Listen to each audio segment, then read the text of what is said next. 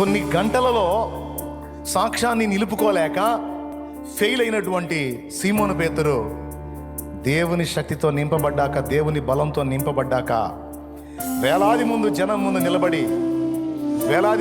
ముందు నిలబడి మీరు సిలువ వేసినటువంటి యేసే క్రీస్తు, ఆయనే రక్షకుడు, దేవుడు ఆయనను అలా నియమించాడు, ఆయన యందు విశ్వాసం ఉంచితే నిత్య జీవం, తృణీకరిస్తే మీ నాశనానికి మీరే ఉత్తరవాదులని వార్నింగ్ ఇస్తే